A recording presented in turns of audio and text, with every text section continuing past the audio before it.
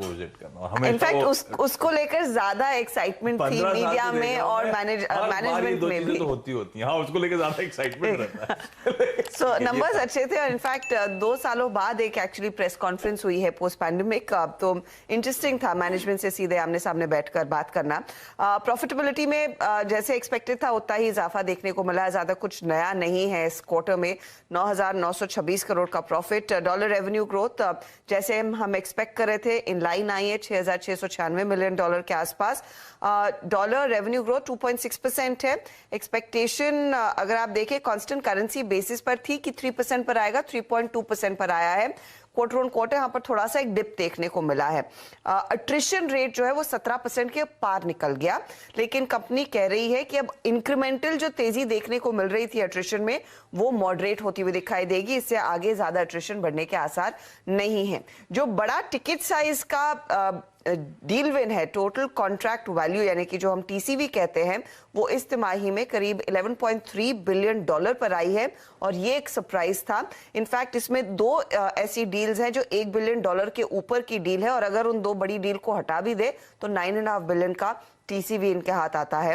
तो बहुत ही स्ट्रॉन्ग आंकड़े डील विंस के लिहाज से। मैनेजमेंट कॉन्फिडेंट है कि जो डिजिटल ट्रांसफॉर्मेशन पिछले 2 सालों में पिकअप हुआ है वो आगे बरकरार रहेगा। प्राइसिंग में उन्होंने कहा है कि प्राइसिंग मिक्स थोड़ा सा बदल सकता है, लेकिन ओवरऑल जो प्राइसिंग का जो फीलर्स मिल रहे हैं इनको अपने क्लाइंट्स की ओर से वो स्ट्रॉन्ग है।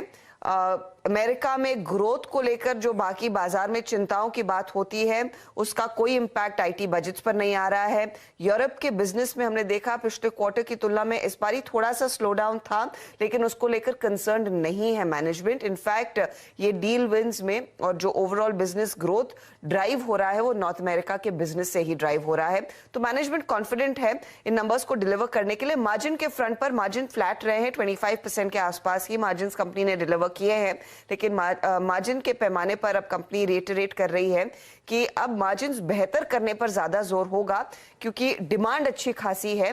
अब कॉस्ट को वो कैसे कम रखेंगे, जैसे जैसे ट्रैवल बढ़ेगा उस पर ज्यादा ध्यान होगा और ऑफ कोर्स जो रुपी स्ट्रेंथन हुआ है उसका फायदा मिलता हुआ दिखाई देगा। तो ये तमाम चीजें हैं जो कमेंट्री में निकल कर आई और ऑफ कोर्स आज हम बात भी करेंगे कंपनी के मैनेजमेंट से डिटेल में। तो ये इनफैक्ट एक स्टॉक जिस पर नजरें होनी चाहिए और मेरे ख्याल में पूरे बाकी आईटी स्पेस के मूड को भी ड्राइव करने वाला है। अभी जैसा आपने कहा रिजल्ट में सबसे इंपॉर्टेंट हाईलाइट वो बहुत स्ट्रॉन्ग ऑर्डर बुक वो दिखा रहा है किस तरह की विजिबिलिटी है, किस तरह के आईटी स्पेंड्स हो रहे हैं। पर दूसरी तरफ ये बताया जा रहा है रोज नैस्डैक पिट रहा है और आईटी हमारे भी वीक था, कल भी नंबर से पहले सारा वीक अप्रोच करा। तो पता नहीं रिएक्शन कैसा होगा इस आईटी सेक्टर में, ये देखना होगा, क्लोजली वॉच आउट करेंगे। लेकिन हर्षदा बाकी नंबर्स और बाकी स्टॉक्स न्यूज में विप्रो के लिए भी एक डेवलपमेंट आ रही है कि इन्होंने कन्वर्जेंस एक्सेलरेशन सॉल्यूशंस को दरअसल अक्वायर किया है। ये कंसल्टिंग कैपेबिलिटीज विप्रो की और मजबूत करते हुए दिखाई देंगे, उस बिजनेस को और एक्सपैंड करने में मदद जरूर करेंगे।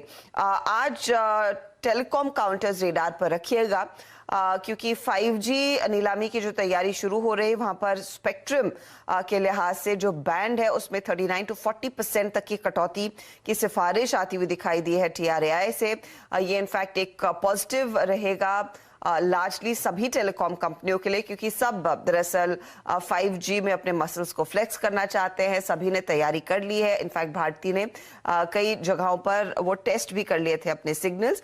1 से 2 महीनों में 5G के ऑक्शन शुरू होते हुए दिखाई देंगे। इसके अलावा नेचुरल गैस की कीमतें 13 साल की ऊंचाई पर जो पहुंची है इसका कुछ इंपैक्ट देखने को मिल सकता है गैस कंपनियों पर, गेल जैसे प्लेयर्स पर, तो वो भी आप रेडार पर रखेंगे। डेल्टा कॉर्प के नंबर्स आए कंसोलिडेटेड बेसिस पर अगर आप देखिए तो प्रॉफिटेबिलिटी में 17% तक की गिरावट देखने को मिली है। 48 करोड़ के आसपास का यह आंकड़ा देखने को मिला है। रेवेन्यू सिर्फ 3% बढ़ता हुआ दिखाई दिया है। मार्जिन पर प्रेशर है, 31.6% के आसपास ये मार्जिन रहे हैं। तो स्टॉक इतना चला है लेकिन नंबर्स में ऐसा कुछ खास रिफ्लेक्ट नहीं हो रहा है और तो देखते हैं यहाँ पर आज किस तरह की चाल बनती हुई दिखाई देगी। तो ये कुछ काउंटर्स और केशोराम क्योंकि कल नंबर्स आए थे और यहाँ पर बिजनेस थोड़ा सा रिस्ट्रक्चर होता हुआ दिखाई देगा। इनफैक्ट मैनेजमेंट में भी कुछ चेंजेस हो रहे हैं, तो वो स्टॉक आज रेडार पर एक बार